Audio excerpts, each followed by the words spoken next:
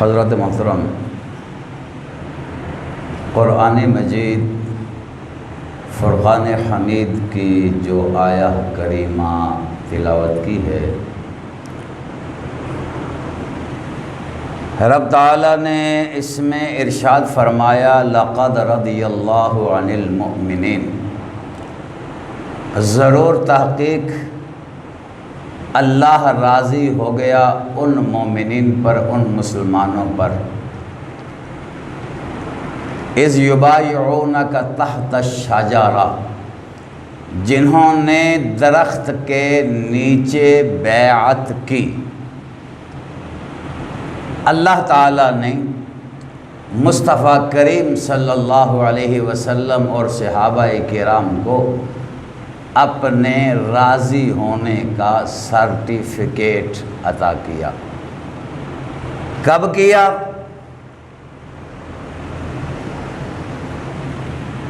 یہ وقوعہ کیا ہے؟ یہ واقعہ کیا ہے؟ سرکار دو عالم صلی اللہ علیہ وسلم سن 6 ہجری کو اپنے 1400 صحابہ کرام رضوان اللہ علیہم اجمعین کو ساتھ لے کر عمرہ کرنے کی نیت سے مکہ شریف کا سفر شروع کرتے ہیں۔ جب آپ اور آپ کے صحابہ کرام مقام حدیبیہ پر پہنچے، کفار مکہ اور قریش مکہ نے ایک قاصد بھیجا، پیغام بھیجا کہ اے مسلمانوں،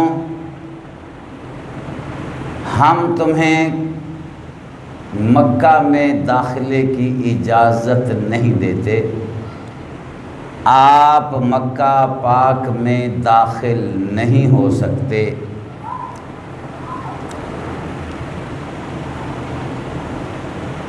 داخلہ بند کر دیا تو سرکار دو عالم صلی اللہ علیہ وسلم نے مذاکرات کا راستہ اپنایا۔ آپ نے حضرت عثمان رضی اللہ تعالی عنہ کو اپنا نمائندہ بنایا۔ کون عثمان؟ جو داماد نبی بھی ہیں اور ہم زلف علی بھی ہیں، جو جامع قرآن بھی ہیں، کامل الحیاء والایمان بھی ہیں۔ کون؟ عثمان، جو صاحب بیعتین بھی ہیں، صاحب ہجرتین بھی ہیں، صاحب نورین بھی ہیں اور صاحب بشارتین بھی ہیں۔ وہ عثمان، ان کو اپنا نمائندہ منتخب کیا۔ کس نے؟ آپ کے اور میرے غمخوار آقا نے۔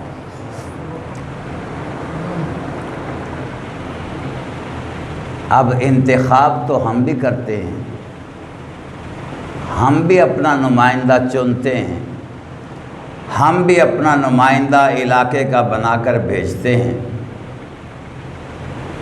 ہم کیا دیکھ کر انتخاب کرتے ہیں اور سرکار نے کیا دیکھ کر انتخاب کیا؟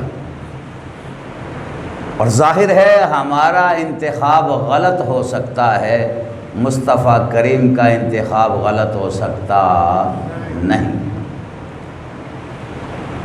آپ نے فرمایا عثمان تم میرے نمائندہ بن کر جاؤ، جا کر کے ان لوگوں کو بتاؤ کہ ہم لڑنے نہیں آ رہے، جنگ کرنے نہیں آ رہے، بلکہ ہمارا ارادہ صرف عمرہ کرنے کا ہے، ہم عمرہ کر کے واپس چلے جائیں گے۔ تو جناب عثمان غنی مذاکرات کرنے کے لیے بطور نمائندہ رسول مکہ پہنچے، آپ نے قریش مکہ، کفار مکہ، سرداران قریش ان کو بلایا، بلا کے ان کو نبی پاک صلی اللہ علیہ وسلم کا پیغام دیا کہ دیکھیے ہمارے آقا صلی اللہ علیہ وسلم یہ فرما رہے ہیں کہ ہمارا نہ تو کوئی جنگ کرنے کا ارادہ ہے، نہ لڑائی کا ارادہ ہے، ہم صرف عمرہ کرنے کے لیے آئے ہیں، ہم نہتے ہیں، اسلحہ ہمارے پاس نہیں ہے، ہم 1400 لوگ ہیں، آئیں گے عمرہ کریں گے، عمرہ کر کے واپس چلے جائیں گے۔ لیکن کفار کا جواب سنیے اور عثمان غنی کا عقیدہ سنیے۔ کفار مکہ نے کہا کہ اے عثمان، ہمیں تیرے باپ دادا کا بڑا حیا ہے، ان کے ساتھ ہماری دوستیاں تھیں، تعلق تھا، قربت تھی، اگر عثمان تو نے عمرہ کرنا ہے تو کر لے، چونکہ تو احرام باندھ کر آیا ہے، طواف کعبہ کرو، استعلام کرو، ملتزم کو دیکھو، حتیم کعبہ کو دیکھو، مقام ابراہیم پر نوافل ادا کرو، زمزم پیو، صفا مروہ کی سعی کرو، ہم تمہیں تو اجازت دے سکتے ہیں لیکن تمہارے نبی کو اجازت نہیں ہے۔ اب یہ تھا جواب قریش مکہ کا۔ سیدنا عثمان غنی نے کیا جواب دیا، کیا عقیدہ دیا، کیا نظریہ دیا کہ ایک مومن کا عقیدہ کیا ہونا چاہیے؟ جناب عثمان غنی نے فرمایا، اے قریش مکہ سنو، تم کہتے ہو میں طواف کروں، صفا مروہ کی سعی کر لوں، حجر اسود کے بوسے لے لوں، مقام ابراہیم پر نوافل بھی ادا کر لوں، تمہاری طرف سے تو اجازت ہے، لیکن میری محبت رسول صلی اللہ علیہ وسلم اس بات کی اجازت نہیں دیتی کہ میں محبوب کو چھوڑ کر کعبے کا طواف کر لوں۔ کعبہ میرے سامنے ہے، طواف نہیں کروں گا، مقام ابراہیم میرے سامنے ہے، نوافل ادا نہیں کروں گا، صفا مروہ میرے سامنے ہے، سعی نہیں کروں گا۔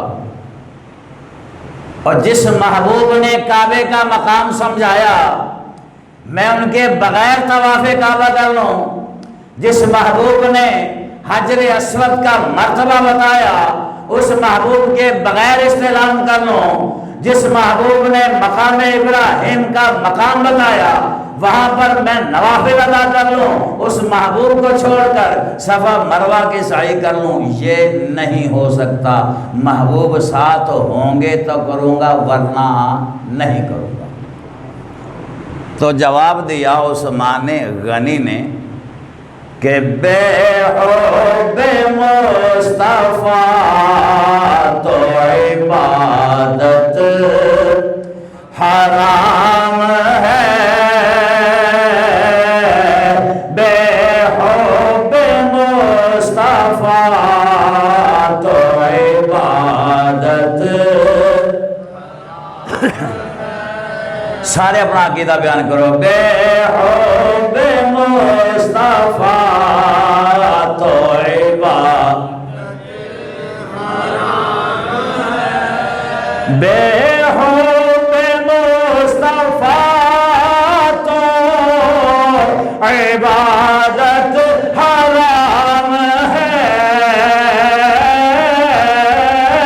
بے حب مصطفیٰ تو عبادت حرام ہے،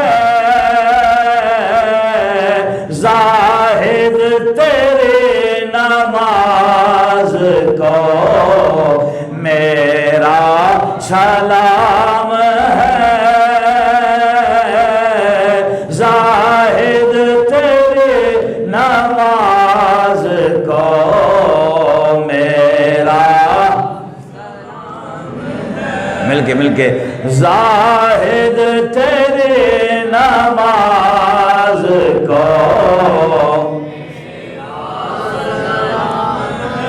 زاہد تیری نماز کو اور یہ فتویٰ صرف ہمارا نہیں ہے، حضرت ابوبکر صدیق کا فتویٰ لو یہی جواب ملے گا، عمر فاروق کا فتویٰ لو یہی جواب ملے گا، عثمان غنی کا فتویٰ لو یہی جواب ملے گا، مولا علی کا فتویٰ لو یہی جواب ملے گا، ہر ولی، ہر غوث، ہر قطب، ہر صحابی کا جواب ہوگا تو یہی جواب ہوگا، زاہد تیری نماز کو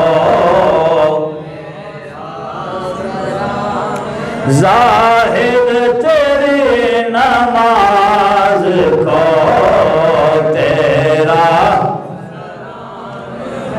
تیرا سلام